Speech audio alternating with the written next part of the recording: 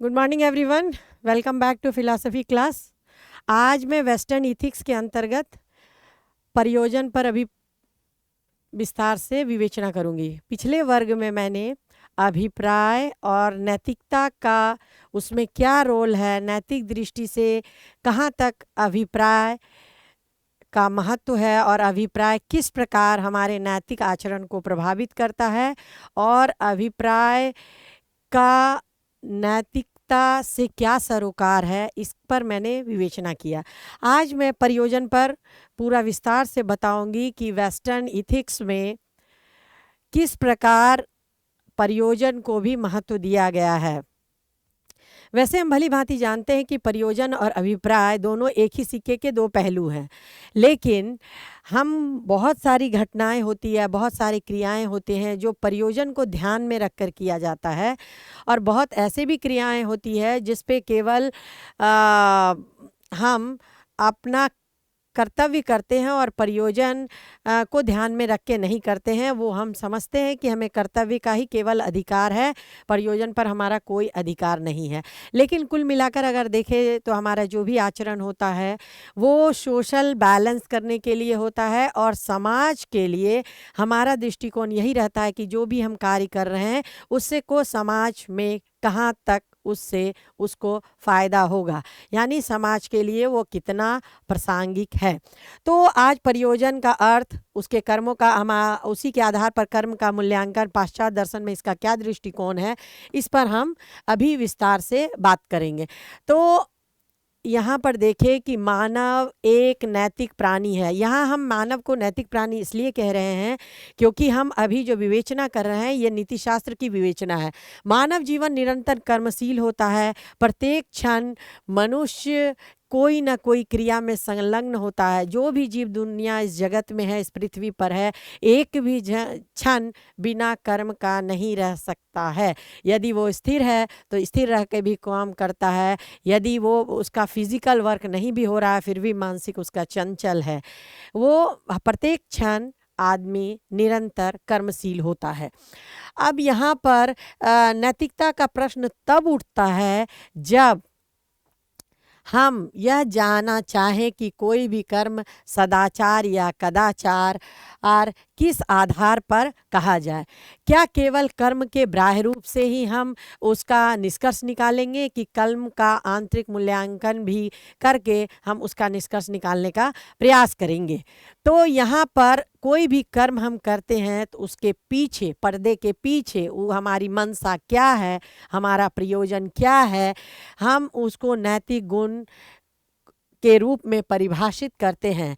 क्योंकि ये नीति शास्त्र का केंद्रीय विषय है कि हमारा कर्म कैसा है और हमें कैसा कार्य करना चाहिए। पाश्चात्य दर्शन में भी इस विषय पर व्यापक चर्चा हुई, जिसमें वैंथम, मील, कांट, अरस्तु आदि दार्शनिक ने इस पे अपने अपने ढंग से विवेचना किया है।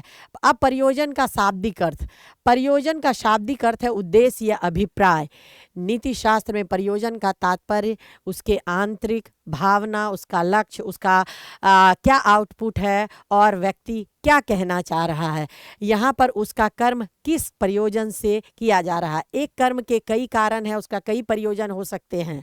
अब यहाँ पर उदाहरण के लिए यदि कोई व्यक्ति दान देता है तो उसके कई प्रयोजन हो सकते हैं। पहला कि वो अपना कर्तव्य समझता है, फिर ये हो सकता है कि उसका प्रभाव, उसका प्रयोजन ये होगा कि हो सकता है कि वो निस्वार्थ भाव से लोगों की सेवा करना चाहते हैं, या ये भी हो सकता है वो पॉपुलैरिटी कमाना चाहता है।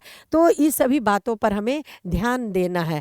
तो अगर वो प्रसिद्धि प्राप्त करना चाहता है तो इसका अर्थ है कि उसका प्रयोजन स्वार्थपूर्ण है, और यदि लोग परोपकार से की भावना से वो कर्म करना चाहता है तो इसका अर्थ है कि वो धर्म पुण्य पाप का आध्यात्मिक प्रयोजन हो सकता है। धार्मिक पुण्य और पाप का विषय भी होता है।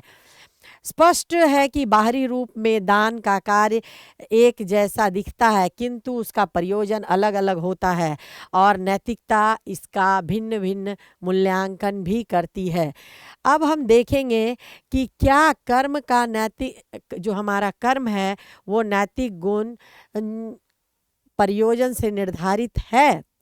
नीति शास्त्र में ये एक विवादास्पद प्रश्न है, क्योंकि इसके दो प्रकार के उत्तर मिलता है। एक है परिणामवादी और दूसरा है अभिप्रायवादी। परिणामवादियों के अनुसार कर्म का नैतिक मूल्य उसके फल पर निर्भर करता है। यह केवल न कि केवल प्रयोजन से, यदि परिणाम सुखकर हो तो उसका कर्म नैतिक माना जाता है और यदि परिणाम दुखकर हो तो उसका कर्म अनैतिक माना जाता है। तो परिणामवादी प्रयोजन को ध्यान में रख के अपने कर्मों का निर्धारण करती है। जब आप अभिप्राय की बात करते हैं तो यहाँ पर कर्तव्यवादी वो ये नहीं कहते हैं कि परिणाम के द्वारा हमारे कर्म का नैतिकता निर्धारित होता है। वो केवल करते हैं कि हमारा अधिकार केवल कर्म पर है और हम केवल कर्म कर सकते हैं, और हमें अपना कर्तव्य की भावना से कर्म करते हैं तो वो नैतिक मानेगा, अन्यथा नहीं। यानी केवल कर्ता के रूप में हम जो कर्म करते हैं वही हमारी नैतिक दृष्टि से उचित है और उसी पर केवल हमारा अधिकार है। अब हम बात करेंगे कि किसी कर्म का नैतिकता उसके पीछे का प्रयोजन कर्ता के नियत पर निर्भर करता है। अब परिणाम चाहे जो भी हो, लेकिन उसका वो शुद्ध रूप से नैतिक होता है, ऐसा कर्मवादियों का मानना है। अब हम देखेंगे कि नैतिकता मतलब प्रयोजन नैतिकता एक महत्वपूर्ण आधार है। पाश्चात्य दृष्टिकोण से प्रयोजन और नैतिकता क्या है? प्लेटो और अरस्तु की जैसे हम जानते हैं कि ये आदर्शवादी हैं और इनके अनुसार प्रत्येक कर्म का अंतिम प्रयोजन जो होता है सद्गुण, वर्च्यू यानी सत्य, सौंदर्य, आनंद, कल्याण की ओर होना चाहिए। यदि कर्म का प्रयोजन आदर्श कल्याण है तो उसे नैतिक माना जाएगा। हमें ध्यान देने योग्य बात यह है कि गौर करने वाली बात भी हमारा यही होना चाहिए, ये आदर्शवादियों के अनुसार, कि हमारा कर्म ऐसा होना चाहिए कि लोगों का कल्याण हो। कल्याण, लोक कल्याण और परोपकार। चूंकि ये आदर्शवादी हैं तो लोक कल्याण और परोपकार ही ये इनका मुख्य लक्ष्य होता है और इसे वो वर्च्यू मानते हैं। अब अरस्तु ने टेलोस, जिसे कि उन्होंने फाइनल पर्पस की अवधारणा दी है, उनके अनुसार प्रत्येक क्रिया का अंतिम लक्ष्य जो होता है उसकी ओर प्रवृत्त होता है। मनुष्य का परम प्रयोजन एडुडीमोनिया, सुख समृद्धि, आत्म कल्याण सिद्धि होता है। यदि कोई कर्म इस प्रयोजन को साधता है तो वो नैतिक होता है। यानी आत्म सिद्धि की बात की है उन्होंने, लोक कल्याण की बात की है उन्होंने सुख समृद्धि की बात की है। यानी उनका अंतिम लक्ष्य जो पर्पस होता है वो है लोक कल्याण। तो लोक कल्याण जब उनका पर्पस है तो वही आदर्श होगा और प्रयोजन को ध्यान में रख के ही वो कर्म की बात।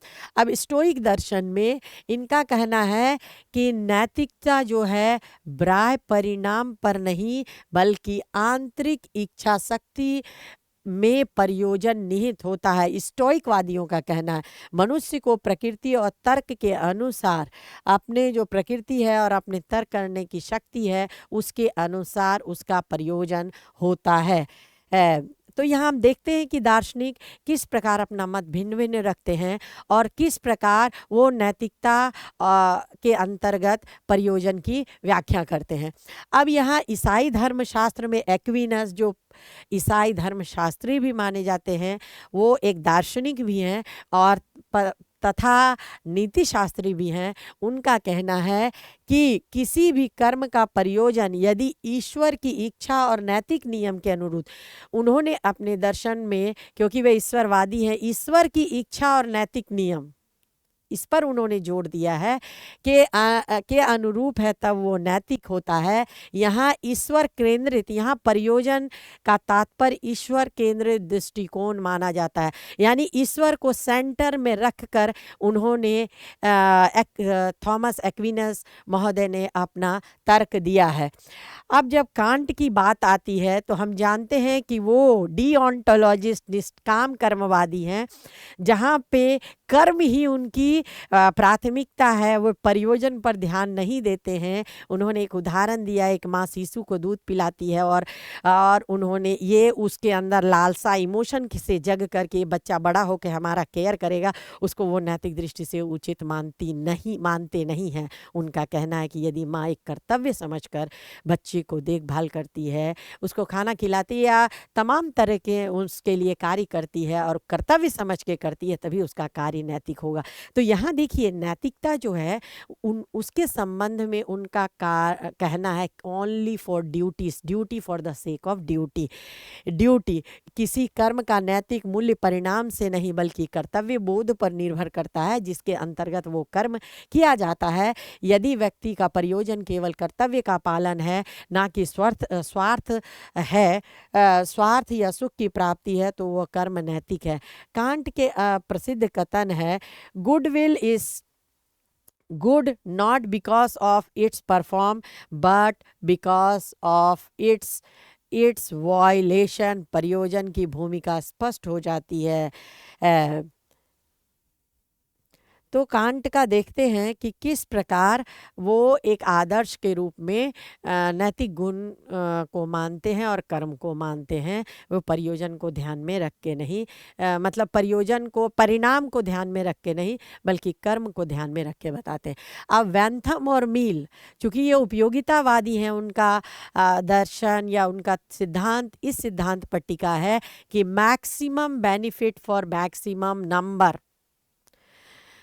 ये हमारे जो कर्म होता है उसका गुणात्मक विश्लेषण करते हैं, सुखों का गुणात्मक भेद भी बताते हैं मिल, और वेंथम ने गुण और परिणाम दोनों का भेद बताया है।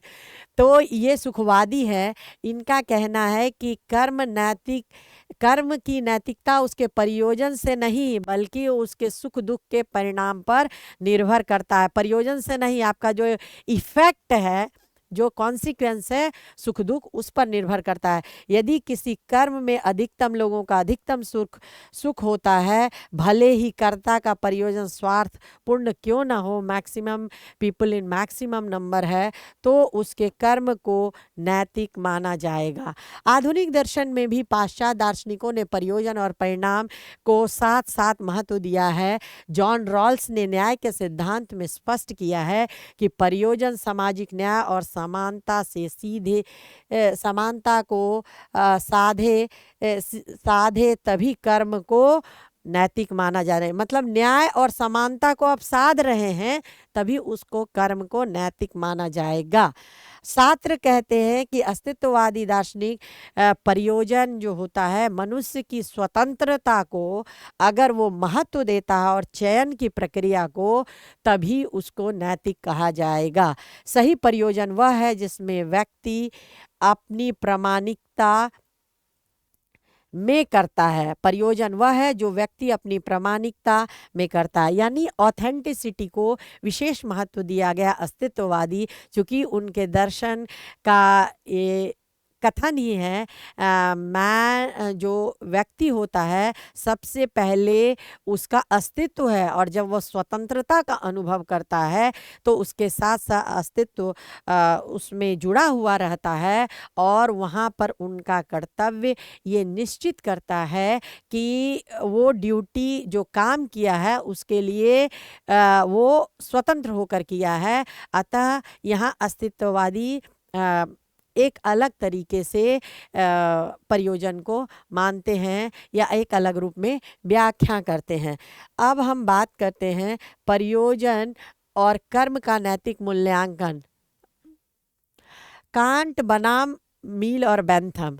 कांट के अनुसार शुद्ध प्रयोजन कर्तव्य होता है, क्योंकि उनके अनुसार कर्तव्य बोध ही नैतिकता है, और इनके अनुसार परिणाम गौण है, परिणाम की नैतिकता, परिणाम ही मतलब यहाँ पर प्रयोजन गौण है, जो परिणाम निकलता है वही नैतिकता का निर्धारक है, ऐसा मील और बेंथम मानते हैं।